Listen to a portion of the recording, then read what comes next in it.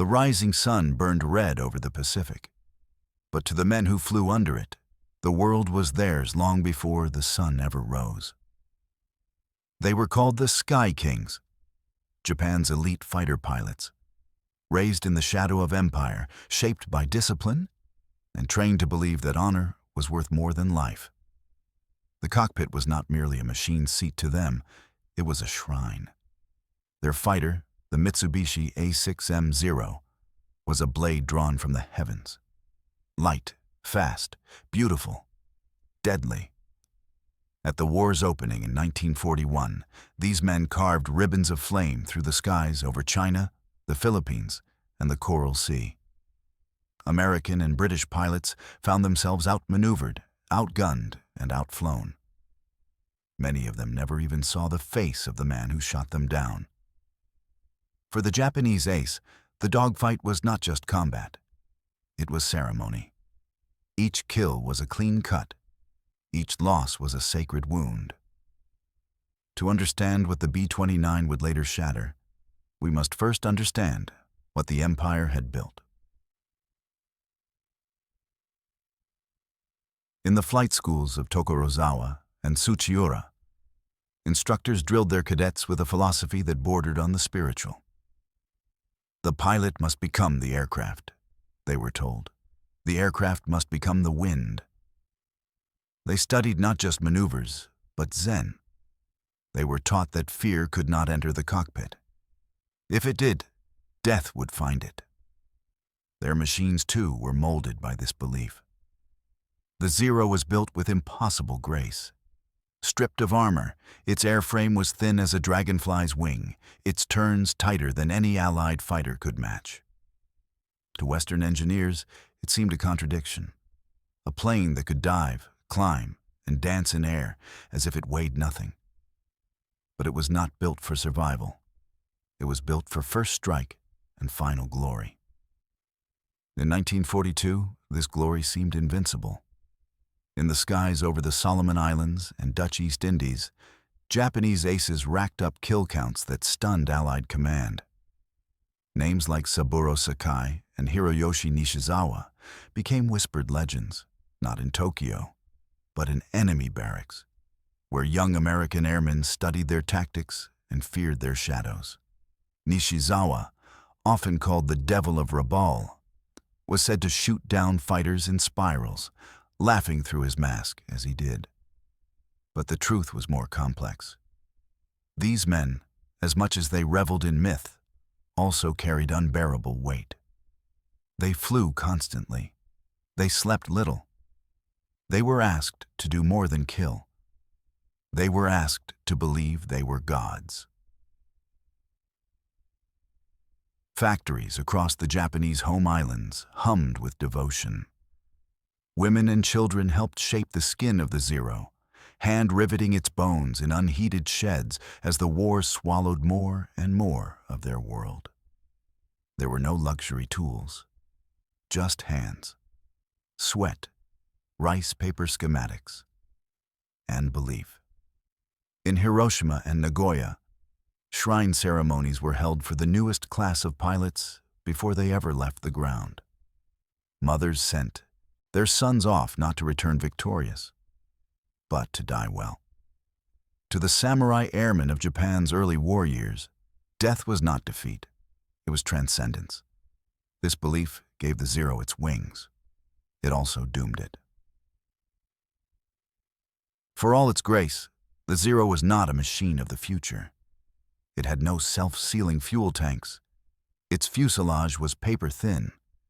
Its engine, though agile, was underpowered compared to what America was preparing in secret hangars half a world away. The early victories had convinced Japan's military elite that speed and spirit were enough, that what mattered most was not horsepower, but heart. And so, even as 1943 turned the tide and American air strategy shifted toward long-range, high-altitude bombardment, the Zero remained largely unchanged. Its teeth, sharp in 1941, now bit into giants made of armor and flame. Still, to the men who flew them, the honor was undiminished. Imagine the face of Lieutenant Saburo Sakai, blind in one eye from a bullet wound, hand trembling as he takes off from Rabaul again. Imagine the feel of the stick in his hand, the only thing steady. The cockpit smells of salt, sweat, and oil.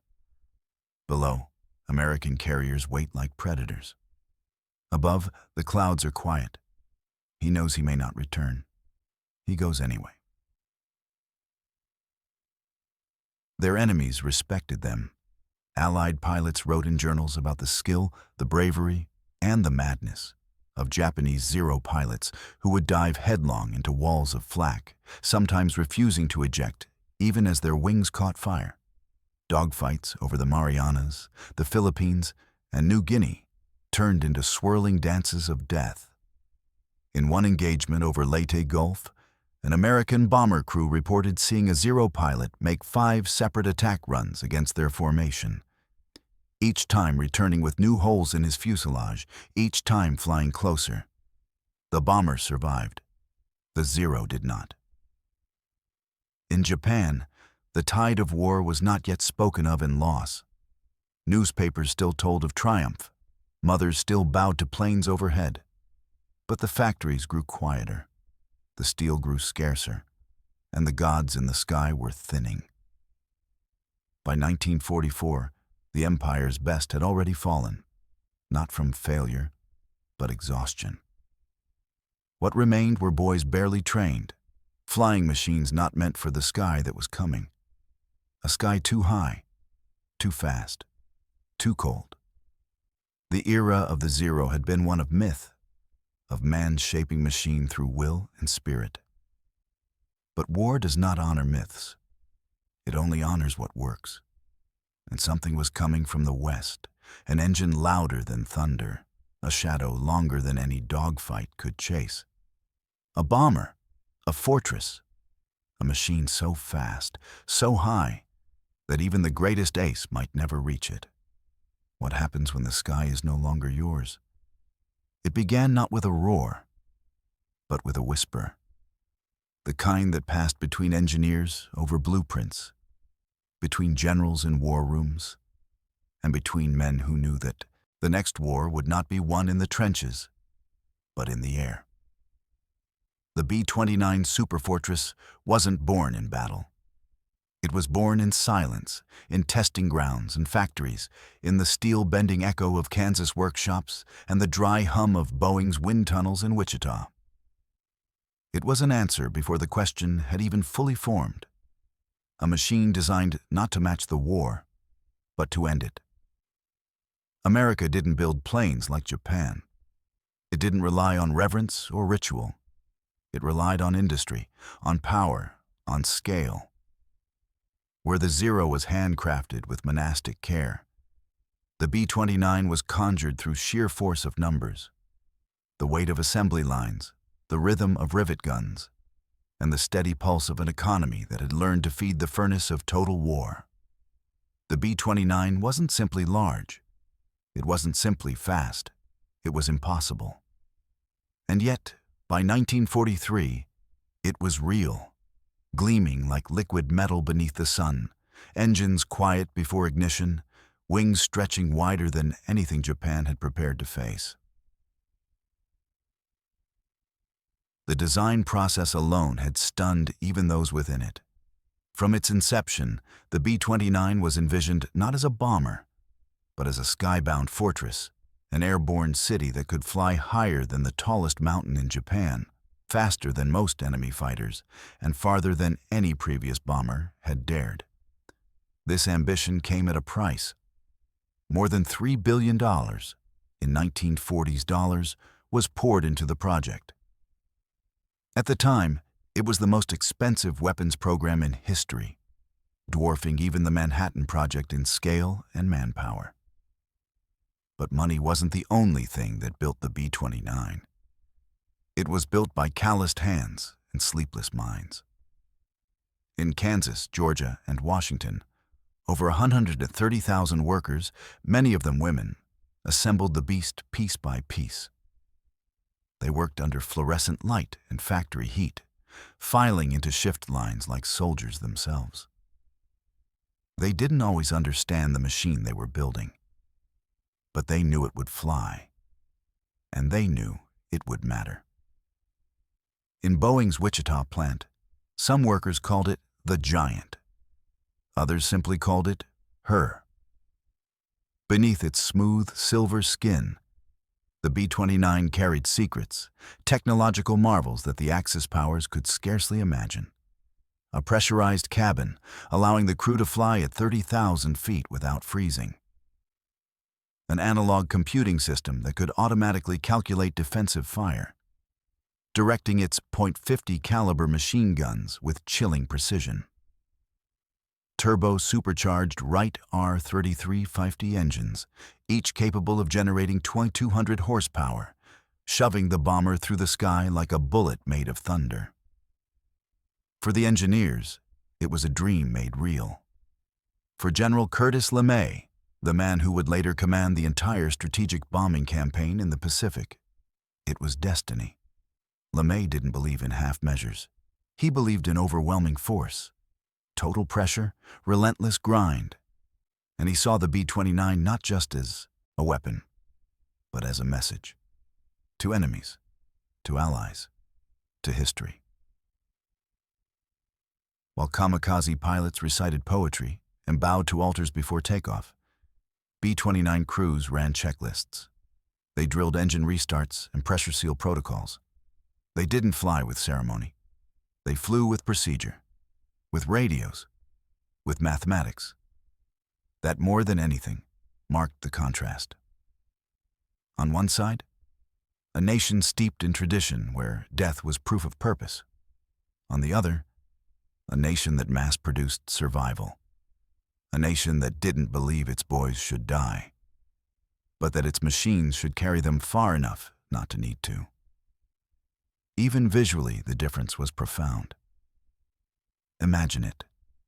In one hangar, a line of Zeros, hand-painted, delicate, and open cockpit, sitting in rows like waiting spirits.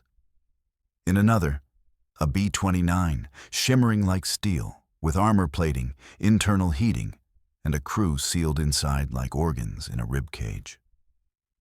On the B-29's maiden flight in 1942 was not flawless. Engine fires plagued the early tests. One test pilot, Eddie Allen, died when a prototype caught fire and crashed into a Seattle meatpacking plant, killing everyone on board and 19 civilians on the ground. But still, they pressed forward, because in war, perfection waits for no one. And so the bomber came to life, not in stillness, but in fire. By late 1943, test squadrons were forming. Pilots were learning to fly above the weather. Navigators trained to chart routes by jet stream. Gunners learned to trust the eyes of a computer. There had never been an aircraft like it, and for many, there would never be again. In June 1944, the first combat use of the B-29s took place. Operation Matterhorn. Though the early missions were launched from distant bases in China and India, their destination was clear: the Japanese mainland. This wasn't about tactical raids anymore. This was strategic siege. A machine that flew 5 miles above the Earth, that carried 20,000 pounds of bombs, that could stay in the sky for 14 hours without resting. The Japanese had never seen it, never touched it, and for a time, they didn't believe it was real. Until it began showing up in the corners of their sky, glinting silver in the morning light, contrails like chalk lines across blue. One pilot later recalled that the first time he saw a B-29 take off from Tinian Island, it looked less like a plane and more like a storm system. 4 propellers spinning so fast, they blurred into circles of wind. A rumble so deep, it could be felt in the ribcage. He said, "It didn't lift off. It departed the Earth." The superfortress wasn't just built to survive. It was built to outrun, to overwhelm, to exist above fear, above reach, and soon above consequence. That belief, that something could fly high enough to escape death, would define the next phase of the war. But, for now, the skies were waiting, and the bomber, built like thunder, was heading west, toward a storm no one yet understood, toward a sky the Japanese still thought they owned. It happened on a night soaked in steam and silence, June 15th, 1944. Over the strait between China and Japan, the moonlight glinted off metal wings that had never before crossed into this sky. For centuries, Japan had known war only on distant soil, or on its shores in myths. But that night, the sound of engines came from the stars themselves, not from boats, not from islands, but from heaven. The Americans called it Operation Matterhorn. The Japanese would remember it as the night their sky no longer obeyed them. At exactly 4:24 a.m., air raid sirens began to wail over the industrial city of Yawata, on the northern edge of Kyushu. The target, the Imperial Iron and Steel Works, the beating heart of Japan's metal war machine. It had never been touched by foreign bombers. It was too far, too deep, too sacred. Until now. Radar operators in wooden bunkers blinked in disbelief. The blips on their screen were too high, too fast. For a moment, some believed it was a malfunction. Others thought it was a trick, perhaps a ghost echo from Manchuria. But then they heard it, a distant rumble that rolled over mountains like thunder approaching on glass. Not one bomber, dozens, then more.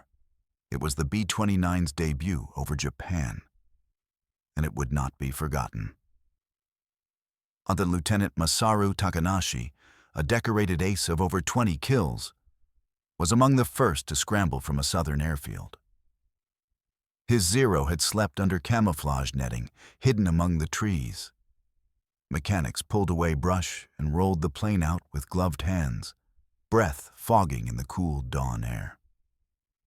Masaru's hands were calm, always were. He had shot down British Spitfires over Singapore, danced with American Wildcats above the Solomons.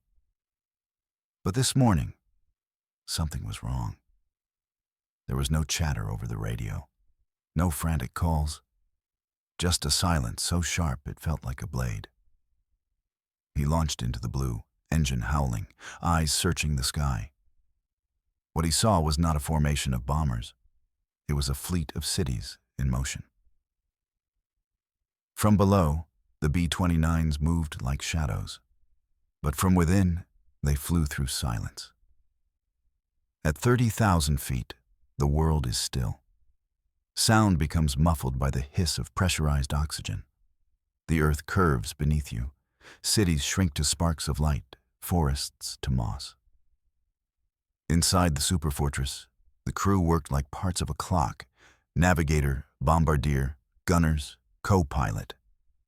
Each watched their gauges, checked oxygen feeds, whispered calculations into frozen microphones. For them, this wasn't a raid, it was a test. Could the machine do what it promised? Would it reach across an ocean and return? They flew for over 8 hours before even sighting land. Then came the coastline, the edge of Kyushu, the rivers and smokestacks of Yawata, and then a flicker of tracers. Masaru had found them. And he dove from 28,000 feet, engine screaming, pushing his Zero beyond its rated ceiling. The B-29 looked close, just a few hundred meters. But every time he fired, the distance grew. As if the bomber were climbing in slow motion, each shell falling behind it, like raindrops chasing a storm. Masaru's guns overheated. He pulled away, circled, climbed again. He was a predator, a hunter. But this prey refused to die. And worse, it barely acknowledged him. Inside the B-29, the gunners could see the Zeros approaching, little more than specks at first, but then clear, green fuselage, red rising sun on the wings. Bandit, 3 o'clock high, someone called. The gunner turret swiveled. Calculations whirred inside the analog fire control computer. It estimated angle, range, speed, and fired. A stream of tracers arced toward the zero, forcing Masaru to roll away. He circled again. He was faster, more agile, but he couldn't reach them. Not really. The zero had ruled low skies, but these bombers had brought a new war. The bombing run began just after 4:40 a.m. From the nose compartment, the bombardier peered through the Norden bomb sight, watching the steelworks drift into view like a model city. Smokestacks, rail lines, storage tanks. Target confirmed. The bay doors opened. The wind screamed into the fuselage. And from above the clouds, America dropped its message. Incendiaries, high explosives, 500-pounders. The sky cracked open. Yawata burned. On the ground, civilians ran from their beds into blackness. Children pressed to mothers in rice paddies. The fire was not complete. Damage was limited by wind and bombing inaccuracy. But it didn't matter. The spell had broken. Japan had been touched, not by ships, not by spies, but by the sky itself. Masaru returned to base low on fuel, teeth clenched, sweat cold on his spine. He hadn't been shot down, but he hadn't won. Worse, he had been ignored. The bomber did not play the game. It did not twist and duel. It simply existed, too fast, too high, too modern. And for a warrior raised on honor, that was worse than death. Back in India, the B-29 crews landed at dusty bases under a blood-orange sky. Some limped in on failing engines, others came in low and hot, tires screeching. But they made it. Most of them. The cost was high, technical malfunctions, logistical nightmares, and several bombers lost. But they had crossed the Pacific barrier. They had struck Japan, and they had returned. The raid on Yawata was not, by tactical standards, a masterpiece. It didn't cripple the steel industry. It didn't end the war, but it changed the rules. It proved that Japan's sky was vulnerable, that the war could come from above, that the old gods, the fast-flying aces and kamikaze winds, were no match for this new kind of warfare. One not built on duels, but on altitude, on distance, on machines that could roar through silence, drop fire from the heavens, and vanish before the enemy could even pray. From that day on, the Japanese High Command began a desperate race, not to win the air war, but to survive it. Because the B-29 was not a plane. It was a promise, a shadow, and it had come to stay. The sky had always been Japan's proudest frontier, a place of mastery, precision, and control. But by late 1944, it had become a void, a cold, unreachable place where gods no longer flew. Above 30,000 feet, the B-29s ruled, unseen and untouchable. They rode the winds of a new phenomenon Japan had not yet understood. The jet stream, a river of air that tore across the Pacific at nearly 200 miles per hour. It lifted the American bombers like chariots of steel and pushed them faster than any Zero could climb. Below, the airfields were quiet graves. Engines coughed, mechanics whispered, and in every hangar, desperation had taken root. The Imperial Japanese Army Air Force began to strip its Zeros bare, tearing off armor plates, even radios, in a last attempt to claw more speed from the fading wings. Pilots were told to intercept at maximum altitude, to climb until their lungs burned, and to strike once before gravity dragged them back to Earth. They called it the vertical sacrifice. For many, it became literal. At bases in Kyushu and Honshu, young pilots stood beside their aircraft, frost on their breath, staring into skies they could no longer reach. They watched contrails carve white scars across the blue. Silent evidence of bombers that had already passed, already dropped their cargo, already vanished. Some clenched fists. Others simply stared, defeated, as the vapor trails faded like ghosts. In Tokyo, meetings grew darker. Generals unfurled maps of air defense sectors. Chalk dust mixed with cigarette smoke. Circles marked intercept zones were scrawled in red, then crossed out again. Every new strategy ended the same way. Too high, too fast. One colonel, his voice trembling, asked aloud what none dared to put in writing. What if the sky cannot be defended? No one answered him. The engineers tried instead. They built what they could. A new interceptor, the Nakajima Ki-84 Hayate, the Gale, faster than the Zero, stronger, but plagued by engine shortages and poor fuel. Even when it reached altitude, its guns froze in the cold. Others experimented with ramming tactics, using Ki-45s or modified Zeros to literally collide with bombers in midair. The practice was called Tai-Atari, the body strike. Some succeeded. Many disintegrated before impact. For each B-29 that fell, 10 pilots never returned. Far north, in mountain hangars near Nagano, mechanics worked with bare hands in temperatures below freezing. They had no spare parts, no proper oil. They used sawdust to plug bullet holes, rice paper to patch wings. They slept beside the planes they repaired. Their loyalty was not questioned, only their hope. Sometimes they could hear the thunder above, a rumbling like storms trapped in the clouds. They would step outside, wiping grease from their fingers, and look upward, always upward. Meanwhile, in the cities, the people began to look down into shelters, down into the cracks of their hands, down into the ashes that fell after every raid. B-29s were not only attacking military targets now, they were beginning to probe the heart of the empire, testing defenses around Tokyo, Nagoya, Osaka. Each raid flew higher, each bomb fell colder. The Japanese gunners could see them, but never reach them. Flak bursts blossomed too low, explosions painting black flowers on an empty canvas. The bombers didn't even flinch. Among the pilots, morale fractured. Some veterans, the last of the pre-war elite, refused to accept that the sky had been stolen.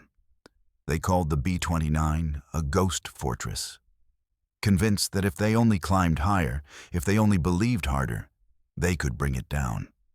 One such pilot, Captain Noboru Koga, led an interception over Kyushu in December 1944. His squadron of 6 Zeros rose through thin air, engines shrieking as oxygen thinned. They spotted a formation of B-29s glimmering against the stratosphere like distant stars. Koga ordered full climb. The gauges redlined. Frost crawled across the canopy.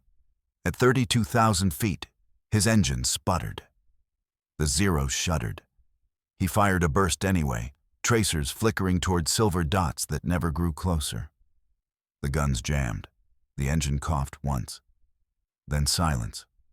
Koga's last transmission was barely audible. They're not men. They're machines.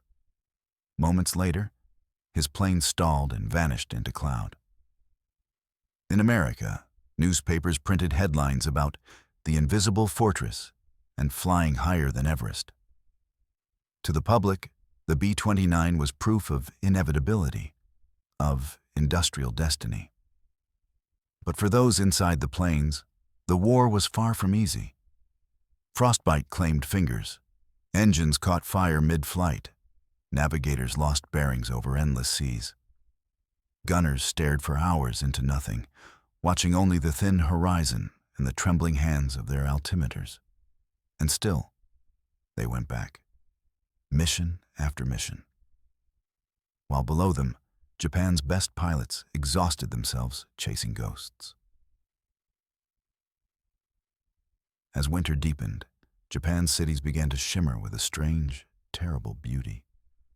Rows of searchlights probing the night sky, catching nothing. Civilians watched from rooftops as glowing contrails laced the heavens like threads of glass. Children pointed. Mothers pulled them inside. The sound of engines had become the sound of doom. And yet, for all the fear, there was disbelief too. The quiet refusal to accept that the sky had changed hands. Japan had once ruled it through skill and faith. Now, it was ruled by distance and speed. The human element, courage, training, sacrifice, meant nothing at 30,000 feet. In the bunkers of Tokyo, a few officers proposed radical countermeasures. High-altitude rockets, jet prototypes, even suicide ramming squadrons launched by balloon. But none of it mattered. The factories were starving. The pilots were dying. The engineers had no fuel left to test their miracles. The air war was no longer about courage. It was about gravity. And gravity was merciless. By early 1945, the myth had cracked completely. The Japanese airmen who once prayed for a glorious death now prayed simply to reach altitude. And when they couldn't, when their engines froze or their oxygen failed, they drifted down through the clouds, watching the contrails fade above them like threads of white light stretching toward eternity. The contrails never turned back. The bombers never descended. They moved on, always on, toward Tokyo, toward fire, toward the inevitable. From the Pacific to the mountains, one truth had begun to echo, that no matter how brave a man is, he cannot fight the wind. The jet stream, that unseen current discovered by meteorologists years earlier, had become the Americans' invisible ally. It carried the B-29s eastward at impossible speed, while Japanese fighters clawed helplessly against the gale. It wasn't just altitude that defeated Japan. It was physics itself, and physics does not yield to prayer. In those final months before the firebombing of Tokyo, the Japanese Air Force existed more in spirit than in sky. Its once proud pilots, those who had danced above the Coral Sea, who had hunted P-40s and Spitfires like hawks, now stared at empty radar screens, listening to the endless hum above. Even the heavens had turned their back, and all that remained was the sound of distant engines, fading northward through the jet stream, like thunder retreating into the stars. It began just past midnight on March 10th, 1945. Over the Pacific, the air was calm, cold, the kind of stillness that comes before a storm, the kind that makes the sea hold its breath. And then, like wraiths crawling from the black, they came. 325 B-29 superfortresses, no longer experimental, no longer probing. They moved now with purpose, with precision, with a kind of quiet fury that had no need to announce itself. Their destination was Tokyo. Their orders, to burn the city to the ground. Below, in the sleeping capital of the empire, kerosene lamps flickered in wooden homes. The moon hung high and pale, casting a silver glow across rooftops packed tighter than skin. Children stirred. Mothers turned in silence. There was no warning yet. Just the low, distant thrum. And then, the sirens. They screamed through the alleys like hunted ghosts. People ran, some to shelters, others to temples. But most simply stood in their doorways, necks craned to the sky, searching for what they couldn't believe. They had seen bombers before, but never this many, and never this low.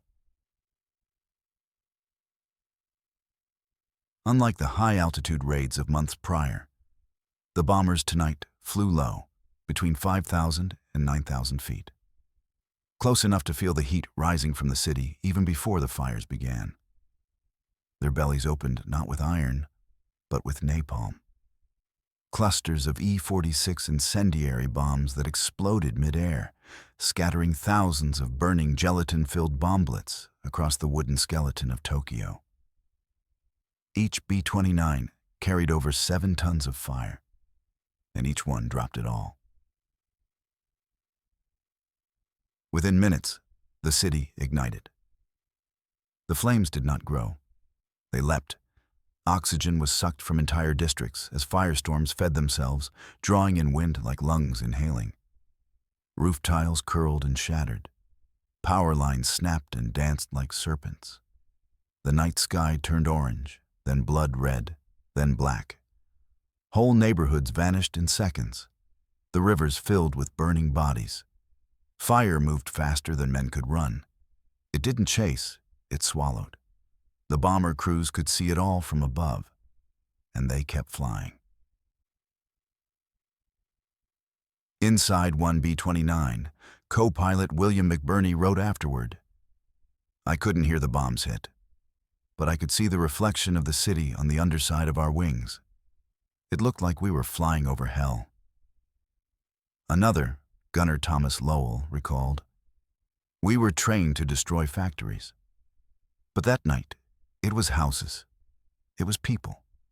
And they just kept burning. From the air, Tokyo did not look like a city anymore. It looked like a furnace. Below, fire breaks failed. Water pressure vanished, civilians drowned in the canals or suffocated in tunnels. The air itself became poison. By dawn, over 100,000 people were dead. More than Nagasaki, more than Hiroshima, and yet no single bomb had caused it. Just planes, just fire, just strategy. For the Japanese, something deeper than buildings had been lost.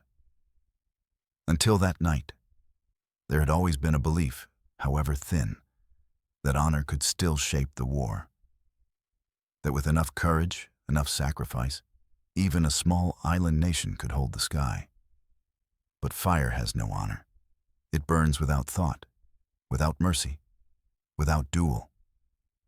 And the B-29, once simply a marvel of engineering, had become something else entirely. It was now a weapon of erasure, not of armies, but of memory, of myth, of the belief that a warrior's heart could outpace a machine. Back in their quarters, American airmen smoked in silence. They wrote letters home, some lying about what they'd seen, others unable to find words. A few, like Staff Sergeant Henry Jacobs, wrote only, "We bombed Tokyo last night. We did what they told us." But the sky felt different after. Some felt pride, others felt nothing.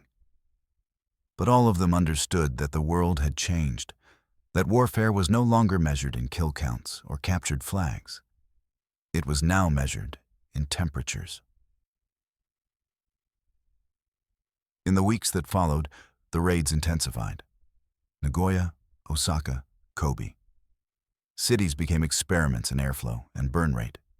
Urban planners back home revised maps to optimize destruction. Fuel mixtures were tweaked. Drop altitudes adjusted. General Curtis LeMay, architect of the campaign, later said, "If we'd lost the war, we'd all have been tried as war criminals." But they hadn't lost, because the bombers kept coming, and Japan had nothing left to send into the air to meet them. The surviving Japanese pilots, those who had once ruled the Pacific skies in their Zeros, now sat in barracks, medals boxed, listening to radio reports of new raids. They could not stop. Their war had ended before the surrender. It ended in silence, in the knowledge that no matter how fast they flew, how bravely they fought, the future had outflown them, and that future roared at 30,000 feet. In Tokyo, long after the fires went out, the ashes remained. Blackened kimonos, charred bicycles. A doll's face melted into a cobblestone. Survivors didn't just bury the dead, they buried belief. The belief that spirit alone could shape destiny. That the heavens answered prayer. Because the heavens had been filled with bombers, and they had not answered.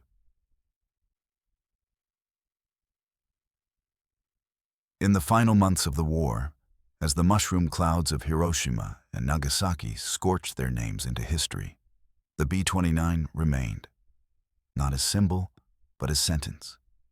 A machine built by factories, flown by boys barely out of high school. Cold, precise, indifferent to who stood below. It burned cities not because it hated them, but because it could. And so the war ended, not with a duel, not with a charge, but with a hum of engines in the dark. A hum that never dipped, never paused. A hum that moved across oceans, across dreams, across entire civilizations, until the sky itself surrendered, and the world below was forced to rebuild from ash. Haas, because sometimes victory doesn't roar. It hums at 30,000 feet.